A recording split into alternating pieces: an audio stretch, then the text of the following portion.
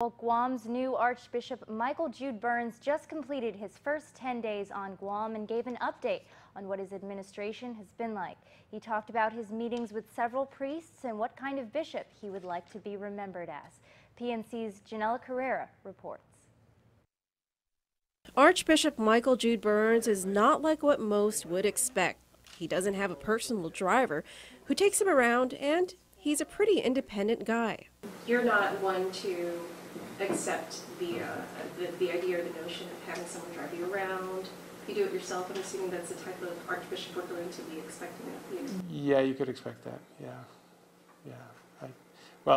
And people here already said, "You're pretty independent, aren't you?" Right. I mean, it's not uncommon for an archbishop to have, right, people who would help and assist him in his duties. Sure.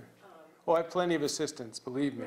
Right, right next door. I mean, they've got a ton of assistants, and I understand the things that, how much I need the assistance of others. But there's certain things that I'm just kind of used to. Is there a reason?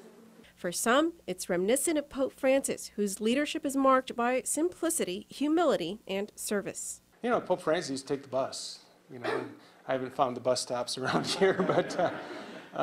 So I feel a little, affiliation to him. It's like, there's certain things I can just do.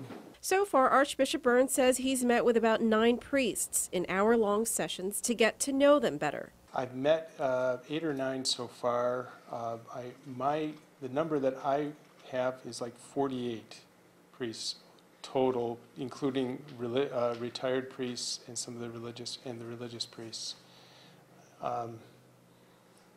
Are you able to name the priests that you have met with? They were private meetings, so I prefer not to name who they are. Just this is kind of like father-son kind of chats. Yeah. Meanwhile, Archbishop Byrnes also talked about the 12 pending lawsuits filed against the church, 11 of which are for sexual abuse allegations. Have you had a chance to meet with any of your legal counsels to discuss the pending lawsuits that were filed? There's now 11.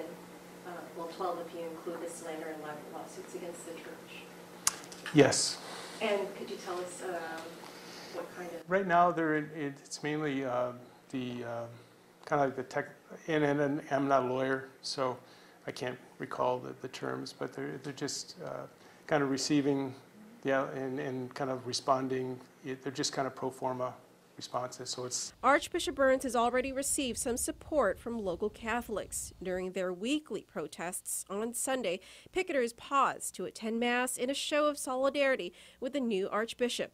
He spoke about what kind of Archbishop the faithful of Guam can expect from him.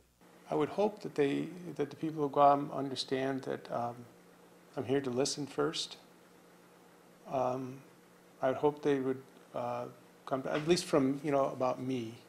My main motivation in life is to make Jesus known. I've experienced Jesus to be a Savior. And I hope in that respect too, when I was vice rector at the seminary, I always wanted the men to know that I was fair, and I will speak straightforwardly, but I will be fair.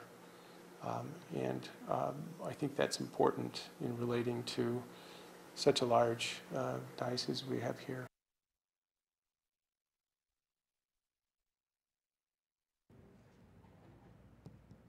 Archbishop Byrnes will deliver his first homily during tomorrow's Feast of the Immaculate Conception.